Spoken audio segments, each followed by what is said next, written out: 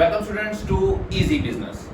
Students, हमने अपने last video में जो चैप्टर स्टार्ट किया हुआ है वो है हमारा choice of capital structure. Okay, और हमने जो टॉपिक स्टार्ट किया था वो था factors affecting the choice of capital structure, कि कौन कौन से फैक्टर्स हैं जो अफेक्ट करते हैं हमारी कैपिटल के स्ट्रक्चर को, कि हमारी कैपिटल कैसी होनी चाहिए। स्टूडेंट्स, हमने अपनी लास्ट वीडियो में इसके फर्स्ट 6 पॉइंट डिस्कस किए थे। अगर किसी ने वो वीडियो नहीं देखी तो पहले वो वीडियो देख ले। आज हम उससे आगे से डिस्कस करने वाले हैं। देखिए, कैपिटल स्ट्रक्चर क्या होता है कि कितना डेब्ट ले और कितना इक्विटी में, मतलब कितना हम उधार से लेके लगाए अपने बिजनेस में और कितना खुद से लगाए, इसको डिसाइड करना। ओके, और कौन कौन से फैक्टर्स है इसको अफेक्ट करते हैं उसके बारे में हम पढ़ रहे थे। तो आज जो हमारा 7th पॉइंट है वो है cost of equity capital. Students, cost of equity capital होता क्या है वो देखते हैं। देखिए, इसका हम दूसरा नाम कह सकते हैं अर्निंग पर शेयर। इसका मतलब क्या है जी? इसका मतलब ये है कि जो इक्विटी शेयर होल्डर्स हैं वो कंपनी से कितना डिविडेंड एक्सपेक्ट करते हैं। जो इक्विटी शेयर होल्डर है वो कंपनी से कितनी इनकम या कितना डिविडेंड एक्सपेक्ट कर रहे हैं, वो हमारी क्या होती है, कॉस्ट ऑफ इक्विटी कैपिटल। तो स्टूडेंट्स देखिए, इसका मीनिंग क्या है, expectation of equity share holders, मतलब कंपनी से इक्विटी शेयर होल्डर्स की क्या क्या एक्सपेक्टेशन है डिविडेंड को लेके। अच्छा, मैंने एक एग्जांपल लिया है, इस एग्जांपल से आपको बताता हूं कि कैसे अगर हम फाइनेंशियल मतलब डेब्ट को बढ़ा दे, फाइनेंशियल कॉस्ट कहते हैं डेब्ट को, अगर हम डेब्ट को बहुत ज्यादा बढ़ा दे तो कैसे वो कंपनी पे एडवर्स इफेक्ट डालता है। ओके, एक ये देखते हैं स्टूडेंट पॉइंट। देखिए स्टूडेंट्स, एग्जांपल्स के थ्रू क्लियर करते हैं, आपको बहुत अच्छे से क्लियर हो जाएगा। मैंने क्या लिया स्टूडेंट, मैंने वही सेम एग्जांपल लिया जो मैंने अपनी लास्ट वीडियो में ले रखा है, बस मैंने यहाँ पर अमाउंट चेंज कर दी इक्विटी और डेब्ट की। मैंने क्या लिया स्टूडेंट, पहले केस में कि मैंने 5 लाख रुपए की कैपिटल लगा रखी है बिजनेस में, सारी की सारी इक्विटी से। ओके, सारे का सारा खुद का पैसा। दूसरा में मैंने क्या केस लिया, ये 3 लाख रुपए तो लगा रहे हैं इक्विटी शेयर होल्डर से, ओके, और 2 लाख रुपए हम बाहर से उधार लेके लगा रहे हैं। थर्ड में मैंने क्या किया, मैंने डेब्ट और बढ़ा दिया। मैंने डेब्ट बहुत ज्यादा ले लिया, मैंने 1 लाख रुपए तो इक्विटी वालों से लगाए और 4 लाख रुपए डेब्ट लेके लगाए, उधार लेके लगाए। तो स्टूडेंट देखते हैं कि कौन सी कंडीशन कैसे कैसे कंपनी पे इफेक्ट डालती है, वो देखते हैं। देख स्टूडेंट्स, सबसे पहले हमें क्या पे करना होता है कि हमें प्रॉफिट में से, मैंने देखिए प्रॉफिट लिया है तीनों का 60,000 रुपए, कि हमें तीनों केसेस में ही देखिए कैपिटल इन्वेस्टमेंट तो सेम ही है, 5 लाख 5 लाख और 5 लाख ओवरऑल। ओके, मैंने मान लिया मुझे 12% इनकम होती है, तो 5 लाख का 12% कितना हो गया, 60,000 मुझे इनकम हुई। ओके, अब मुझे क्या है कि मुझे इंटरेस्ट जो देना है वो देना है 10%। किस पे? जो भी मैंने डेब्ट लिया है, जो भी उधार लिया है, उससे मुझे 10% क्या देना है, इंटरेस्ट देना ही देना है। ओके, तो स्टूडेंट देखते हैं, पहले सबसे पहले हम क्या पे करते हैं, ऑलवेज इंटरेस्ट पे करते हैं, क्योंकि सबसे पहले बाहर पेमेंट करनी होती है। ओके, यहाँ पर कोई इंटरेस्ट नहीं देना, क्योंकि यह सारे ही पैसे किसमें है, इक्विटी में। ओके स्टूडेंट, सेकंड केस में इंटरेस्ट कितना है जी? सेकंड केस में हमने 2 लाख का बाहर से उधार ले रखा है, तो 2 लाख का हमें क्या देना पड़ेगा, इंटरेस्ट। कितना माना है मैंने, ये इंटरेस्ट माना है मैंने 10%। कितना? 10%। ओके, तो 10% इंटरेस्ट देना है, कितना हो गया जी, 20,000 रुपए हो गया। तो मैंने ये इंटरेस्ट यहाँ से माइनस कर दिया। ओके, थर्ड केस में मैंने 4 लाख का उधार ले रखा है, 4 लाख का उधार कितना हो गया जी, 10%, 40,000 रुपए हो गया। ओके स्टूडेंट्स, यहां तक क्लियर? देखते हैं हमारा प्रॉफिट कितना बचा इंटरेस्ट पे करने के बाद। तो यहाँ पे मैं क्या लिख दूंगा जी, earning after interest but before tax. Okay, कितनी बची जी, 60,000, यहाँ बची 40,000 और यहाँ 20,000 रुपीज। ओके, अब स्टूडेंट्स क्या पे करना है, टैक्स पे करना है। मैंने माना टैक्स 30%, तो less tax at the rate of 30%। Okay, पहले केस में कितना टैक्स होगा, 20,000। सेकंड केस में जी 40,000 का 30% प्रॉफिट का कितना हो गया, 12,000। थर्ड केस में जी 20,000 का 30% कितना हो गया, 6,000 रुपीज।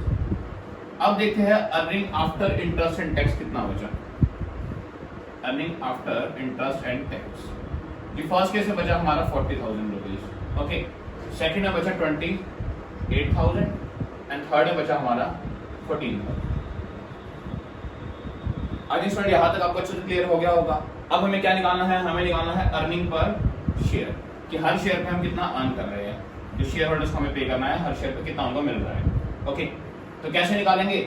जो जितना प्रॉफिट बच गया सारा का सारा किसके लिए है? इक्विटी वालों के लिए। किसके लिए है? इक्विटी वालों के लिए। तो देखिए स्टूडेंट्स, फर्स्ट केस में इक्विटी शेयर होल्डर कितने के है? देखिए जी, मैंने मान लिया 5 लाख जो शेयर है, 5 लाख यानी एक शेयर में मान रहा हूं 100 रुपए का। कितने का? एक शेयर है 100 रुपए का। ओके, तो 5 लाख रुपए मैंने शेयर में लगाए, तो 5 लाख डिवाइड बाय 100 कितने शेयर्स हो गए? ये शेयर थे 5000 पहले केस में। अगले में इक्विटी से 3 लाख लिए थे, 3 लाख डिवाइड बाय 100 कितने हो गए? 3000। ओके, और अगले में सिर्फ 1000 इक्विटी शेयर होल्डर है। आई थिंक ये भी क्लियर हो गया होगा कहां से आया। अब स्टूडेंट निकालते हैं अर्निंग पर शेयर। देखिए पहले में कितनी आएगी? 8 rupees earning per share. Okay, दूसरे में 9.33। और स्टूडेंट थर्ड केस में देखिए, थर्ड केस में कितनी अर्निंग हो गई? 14 रुपीज पर शेयर। देखो स्टूडेंट, हमें ये दिख रहा है कि अगर हमने सारा पैसा इक्विटी से लगाया तो इक्विटी वालों को कम इनकम मिली। हमने क्या किया सेकंड केस में? हमने इक्विटी और डेब्ट में एक प्रोपोर्शन बना ली कि थोड़ा पैसा इक्विटी से, थोड़ा पैसा डेब्ट से। उससे क्या हुआ? इक्विटी की इनकम बढ़ गई। ये ठीक है। ओके, थर्ड केस में हमने क्या किया कि हमने ज्यादा पैसे कहां से ले लिए? डेब्ट से, ज्यादा पैसे उधार ले लिए और इक्विटी वालों से बहुत कम। अब इक्विटी वालों को देखो स्टूडेंट्स कितना मिलने लग गया? 14 रुपीज।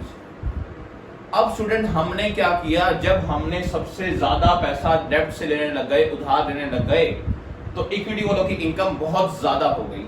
तो हमें इक्विटी की कॉस्ट कितनी पड़ने लग गई? 14 रुपीज पर शेयर। कितनी पड़ने लग गई? 14 रुपीज पर शेयर। अब कैसे ये कंडीशन अफेक्ट डालेगी वो सुनिए स्टूडेंट्स। देखिए यहां से हमारे शेयर होल्डर्स की एक्सपेक्टेशन बढ़ जाएगी।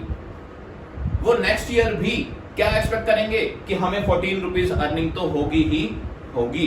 तो उनकी एक एक्सपेक्टेशन बन जाएगी। ओके, और जितना हम क्या करेंगे? डेब्ट और बढ़ाते जाएंगे, उनकी शेयर इनकम, उनकी पर शेयर इनकम बढ़ती जाएगी और उनकी एक्सपेक्टेशन भी बढ़ती जाएगी। अब स्टूडेंट्स मान लीजिए कंपनी ने इन फ्यूचर क्या किया? जी डेब्ट को पे कर दिया, उधार को पे कर दिया और पैसा कहां से ले लिया? इक्विटी वालों से। पैसा कहां से ले लिया? इक्विटी वालों से। तो स्टूडेंट बाहर कंपनी की नेगेटिव इमेज क्या जाएगी? अब उनकी अर्निंग पर शेयर कम हो जाएगी। मान लीजिए मैंने यहां से 2 लाख का डेब्ट कम कर दिया और 2 लाख कहां से ले लिए? इक्विटी वालों से। ओके, तो अब अर्निंग पर शेयर क्या हो गई जी? 14 से सीधा कितनी आ गई? 9.33। अब कंपनी की जो मार्केट में वैल्यू है वो डाउन होने लग जाएगी। क्यों होने लग जाएगी? ये सारे कहेंगे लास्ट ईयर तो इन्होंने इतना पे किया था, ओके, और अब कितना कम पे कर रहे हैं।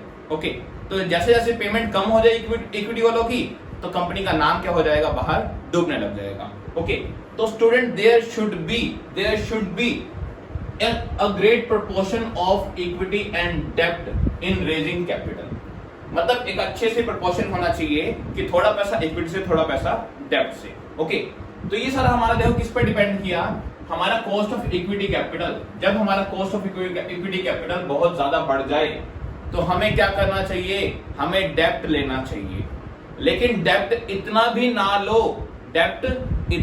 ना लो कि हमारी कॉस्ट ऑफ इक्विटी बहुत ज्यादा हो जाए। तो एक दोनों के बीच में प्रोपोर्शन बना के चलो। ये था हमारा क्या point? Cost of equity capital. Okay, हमें ये पता है कि डेब्ट अगर थोड़ा बहुत बढ़ाए तो इक्विटी की इनकम बढ़ेगी, ये अच्छा है। लेकिन अगर डेब्ट ज्यादा बढ़ा दिया तो इक्विटी की कॉस्ट हमें ज्यादा पड़ने लग जाएगी। तो इतना ज्यादा भी डेब्ट मत लो कि इक्विटी की कॉस्ट बहुत ज्यादा हो जाए। ओके, तो स्टूडेंट आई थिंक आपको ये पॉइंट क्लियर हो गया होगा अच्छे से। मैंने पूरा एग्जांपल से आपको समझा दिया है। ओके, मूव ऑन करते हैं नेक्स्ट पॉइंट की तरफ। नेक्स्ट क्या है कि हमारा फ्लोटेशन कॉस्ट। फ्लोटेशन कॉस्ट क्या होती है? ये फ्लोटेशन कॉस्ट वो कॉस्ट होती है जो हमें पे करनी होती है किसमें? कंपनी के लिए जब हम फंड रेज करते हैं, फंड या कैपिटल रेज करते हैं उसके ऊपर। जैसे मैं बताता हूं, एक स्टूडेंट्स मैं एग्जांपल ये रब कर रहा हूं, आप नोट कर लेना इससे पहले। ओके, अब हम फ्लोटेशन कॉस्ट के बारे में आपको मैं ऊपर डिफाइन करता हूं क्या होती है। देखिए स्टूडेंट्स, जब हमें पैसा कहां से लेना होता है? इक्विटी वालों से। जब हमें इक्विटी शेयर इशू करने होते हैं तो हमें बहुत सारी फॉर्मेलिटीज करनी पड़ती है। क्या करनी पड़ती है? बहुत सारी फॉर्मेलिटीज। फ्लोटेशन कॉस्ट का मतलब क्या है जी? Cost issued, cost raise. Cost कब आएगी? कॉस्ट वो वाली कॉस्ट जो हमें फंड रेज करने में आई है। Okay, cost that incurs in raising fund. Cost that incurs in raising funds. जब जब हम मार्केट से फंड उठाएंगे, पैसा उठाएंगे, तो उसके ऊपर जो कॉस्ट आएगी वो हमारी कौन सी होती है? Flotation cost. जैसे अगर हमें इक्विटी शेयर इशू करने हैं, इक्विटी शेयर्स इशू करने हैं, तो सबसे पहले कंपनी को देखिए प्रोस्पेक्टस इशू करना पड़ेगा। ओके, प्रोस्पेक्टस निकालो, फिर और भी जो डॉक्यूमेंट्स है वो बनाओ बहुत सारे। ओके, तब जाके इनवाइट करो, एप्लीकेशन लो, तो एक बहुत लंबा प्रोसीजर, प्लस में हमें जो फ्लोटेशन कॉस्ट आती है, ये सारी कॉस्ट क्या है? Flotation cost. ओके, जो हमें इक्विटी शेयर को रेज करने में आई, इक्विटी शेयर से पैसा लेने में आई, जो कॉस्ट इंकर हुई। ओके, तो कॉस्ट इंकर इन रेजिंग सिक्योरिटीज या रेजिंग फंड्स, उसे हम क्या कहते हैं? Flotation cost. अब हमें इसमें टाइम भी ज्यादा लग गया, बहुत ज्यादा टाइम कंज्यूमिंग है, और साथ में क्या है, इसकी कॉस्ट भी क्या आती है? बहुत ज्यादा आती है। ओके स्टूडेंट्स, अगर हमें बहुत कम पैसा चाहिए, हमें क्या चाहिए? बहुत कम क्या चाहिए? फंड चाहिए। अगर फंड हमें कम चाहिए, ओके, फंड कम चाहिए, तो हमें क्या प्रेफर करना चाहिए? डेब्ट, मतलब हम बैंक से उधार ले ले बस, या किसी फाइनेंशियल इंस्टीट्यूशन से उधार ले ले। उससे क्या होगा जी? हमें फ्लोटेशन कॉस्ट पे नहीं करनी पड़ेगी ज्यादा। ओके, फ्लोटेशन कॉस्ट मतलब अगर आप बैंक से लोन लेने जाते हो तो इतनी ज्यादा कॉस्ट आपको नहीं आती उस लोन को रेज करने की। तो अगर आपको कम फंड चाहिए तो आप क्या प्रेफर करो? डेब्ट प्रेफर करो। अगर ज्यादा चाहिए वो बात अलग है, तो आपको इक्विटी शेयर पे जाना पड़ेगा, तो आपकी फ्लोटेशन कॉस्ट क्या आएगी? ज्यादा आएगी। ओके, तो आई थिंक आपको ये पॉइंट भी अच्छे से क्लियर हो गया होगा। नेक्स्ट पॉइंट आते हैं स्टूडेंट्स, रिस्क कंसिडरेशन। अब रिस्क कंसिडरेशन को हमने दो पार्ट में बांटा, कौन कौन से जी? एक होता है बिजनेस रिस्क और एक होता है फाइनेंशियल रिस्क। वो क्या होता है वो देखते हैं। स्टूडेंट्स देखिए, बिजनेस रिस्क क्या होता है जी? बिजनेस रिस्क का दूसरा नाम है ऑपरेटिंग रिस्क। कौन सा? Operating risk. क्या होता है वो देखते हैं। देखिए, ऑपरेटिंग रिस्क का मतलब है कि वो सारे खर्चे जो बिजनेस को अपने रेगुलर एक्टिविटी में पे करने होते हैं। कौन कौन से जी? जो आप प्रॉफिट एंड लॉस अकाउंट में डालते हो ना ऊपर खर्चे, रेंट, सैलरी, ओके, या फिर और ऑफिस के खर्चे, स्टेशनरी के या और खर्चे। ओके, जो बिजनेस को रेगुलर चलाने में खर्चे आते हैं उसे हम कहते हैं ऑपरेटिंग एक्सपेंसेस। ओके, तो स्टूडेंट्स वो ऑपरेटिंग एक्सपेंसेस अगर आप इजीली पे कर पा रहे हो, अगर आप वो ऑपरेटिंग एक्सपेंसेस इजीली पे कर पा रहे हो प्रॉफिट में से, तो आप फाइनेंशियल कैपिटल मतलब आप उस बाहर से उधार ले सकते हो, क्योंकि आप उसको भी पे करने में एबल हो जाओगे। अगर आप ऑपरेटिंग, मैं कह रहा हूं, अगर आप ऑपरेटिंग के खर्चे इजीली पे कर पा रहे हो तो आप क्या करोगे जी? अगर आप ऑपरेटिंग के खर्चे पे कर पा रहे हो तो आप क्या कर सकते हो? डेब्ट रेज कर सकते हो, तो आप उधार ले सकते हो। लेकिन अगर आप ऑपरेटिंग के एक्सपेंसेस ही बियर नहीं कर पा रहे, ओके, तो आप बिल्कुल भी डेब्ट पे मत जाइए, तो आप किस पे प्रेफर कीजिए? इक्विटी पे। तो आप पैसा खुद से रेज कीजिए, बाहर से उधार मत लीजिए, क्योंकि देखो फाइनेंशियल रिस्क का मतलब क्या है जी? जो इंटरेस्ट या डिविडेंड हमें प्रेफरेंस शेयर पे देना है वो, ओके, या फिर और भी जो हमारे अगर फिक्स कॉस्ट आती है कि हमें एक लोन ले रखा है, उस लोन की पेमेंट करनी है, तो बाहर के खर्चे या फिर जो फिक्स खर्चे उसे हम क्या कहते हैं? Financial risk. तो अगर हम ऑपरेटिंग के खर्चे आसानी से पे कर पा रहे हैं तो हम बाहर से जितना भी खर्चा, वो बाहर से हम लोन ले सकते हैं, उसके ऊपर आराम से एक्सपेंसेस पे कर सकते हैं। लेकिन अगर हम अपने खुद के खर्चे ही मीट नहीं कर पा रहे तो बिल्कुल भी फाइनेंशियल रिस्क या डेब्ट उठाने की जरूरत नहीं है, लोन लेने की जरूरत नहीं है। क्या कीजिए?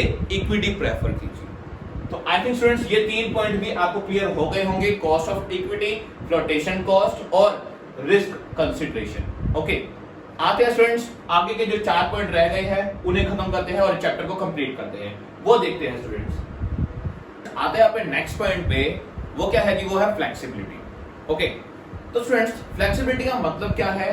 फ्लेक्सिबिलिटी का मतलब होता है जी चेंजेबल। ओके, चेंजेबल क्या होता है जी? हमारा जो अगर कैपिटल स्ट्रक्चर है, जो हमने मतलब कैपिटल इन्वेस्ट कर रखी है बिजनेस में, वो हमेशा फ्लेक्सिबल नेचर की होनी चाहिए। फ्लेक्सिबल नेचर की मतलब कि हमेशा चेंजेबल होनी चाहिए, ये नहीं कि लंबे टाइम तक वो फिक्स हो जाए। और अगर आप चाहते हो फ्लेक्सिबल नेचर की हो तो ध्यान रखना स्टूडेंट्स, डेब्ट फ्लेक्सिबल होते हैं, इक्विटी से पैसा लेना फ्लेक्सिबल नहीं होता। क्यों नहीं होता वो सुनिए स्टूडेंट्स। देखिए, डेब्ट आपने लिया, आपने उधार लिया, जैसे ही वो उधार चुका दोगे तो डेब्ट क्या हो गया? आपकी कंपनी से कम हो गया। ओके, लेकिन अगर आपने पैसा किससे ले रखा है? इक्विटी वालों से। स्टूडेंट्स इक्विटी वालों को आपको जो पेमेंट करनी होती है वो कंपनी के लाइफ टाइम के बाद करनी होती है, मतलब at the time of winding up of the company. उससे पहले आप इक्विटी शेयर कैपिटल को नहीं हटा सकते।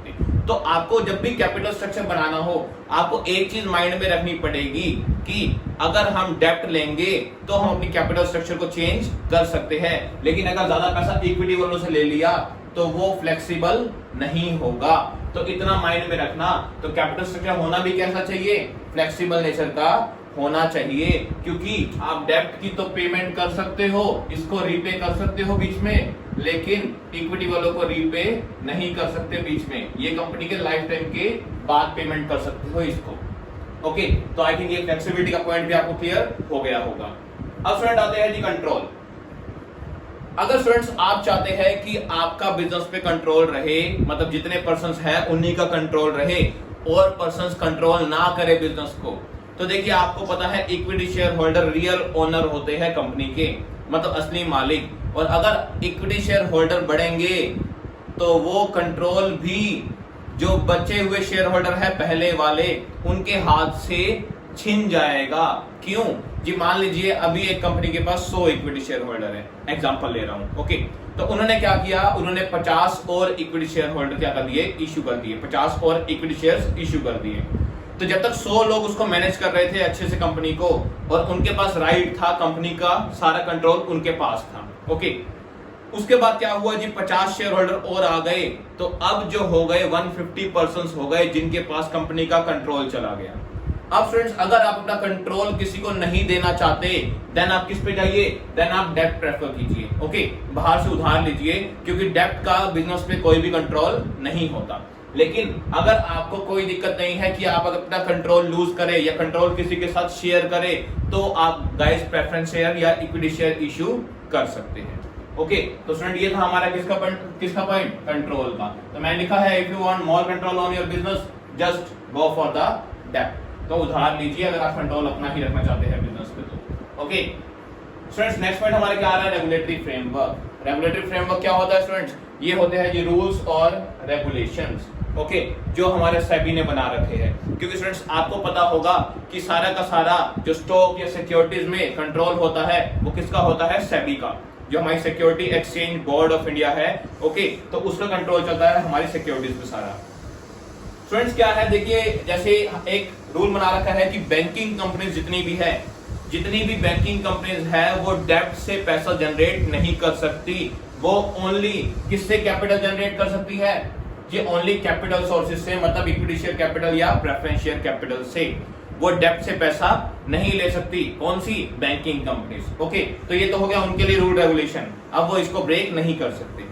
और बाकी इंडस्ट्रीज के लिए भी आइडल रेशियोज बने हुए हैं जो हर कंपनी को फॉलो करने पड़ते हैं।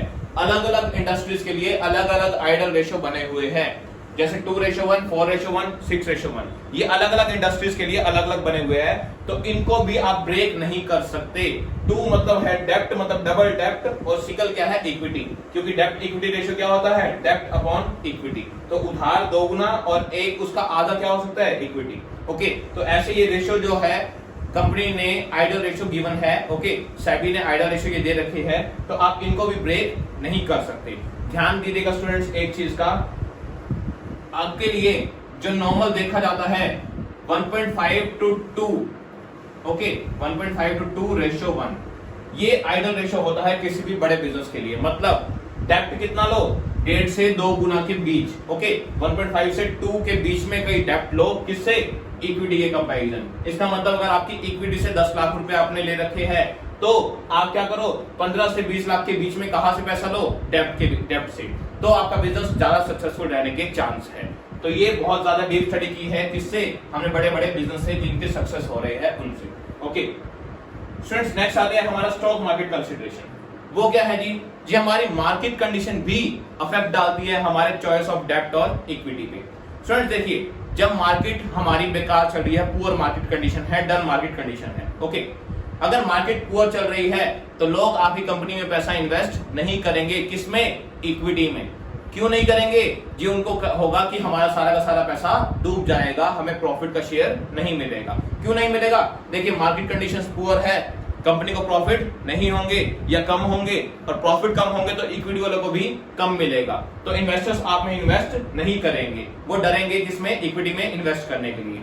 लेकिन अगर मार्केट कंडीशन बहुत ज्यादा चीयरफुल है, बहुत ज्यादा अच्छी बूम पे है, मार्केट बहुत तेजी से चल रही है, तो लोग इक्विटी शेयर में पैसा इन्वेस्ट करना चाहेंगे, क्योंकि प्रॉफिट ज्यादा होगा तो उनको शेयर भी क्या मिलेगा, ज्यादा मिलेगा। ओके, तो ये कंडीशंस भी है जो अफेक्ट डालती है हमारी चॉइस ऑफ कैपिटल स्ट्रक्चर में। ओके स्टूडेंट्स, एक लास्ट पॉइंट क्या है जी, capital structure of other companies. Students, हमें क्या करना पड़ता है जी, हमें अपनी सिमिलर इंडस्ट्रीज देखनी पड़ती है। जैसा बिजनेस हम कर रहे हैं, मानो हमारा कपड़े का बिजनेस है, तो हमें दूसरे कपड़े का बिजनेस को देखना पड़ेगा या उस इंडस्ट्री को देखना पड़ेगा कि वो कितना उधार लेके कर रहे हैं और कितना अपना पैसा लगा रहे हैं। वैसे ही सिमिलर हम भी चाहेंगे कि हमारा भी क्या हो, कैपिटल स्ट्रक्चर हो। तो अदर जो इंडस्ट्रीज है उनका कैपिटल स्ट्रक्चर भी इंपैक्ट करता है हमारे कैपिटल स्ट्रक्चर में। ओके, तो स्टूडेंट्स ये था हमारा पूरा का पूरा topic, choice of the form of capital structure और factors affecting the choice of capital structure. Okay, तो स्टूडेंट्स हमारा ये चैप्टर यहाँ पर कंप्लीट हो गया। हम अपनी नेक्स्ट वीडियो में जो टॉपिक करने वाले हैं वो है वर्किंग कैपिटल और फिक्स्ड कैपिटल। तो स्टूडेंट्स टिल देन, स्टूडेंट्स अगर वीडियो पसंद आए तो लाइक करना और चैनल को सब्सक्राइब करना मत भूलना। मिलते हैं जल्दी ही अपनी नेक्स्ट वीडियो में।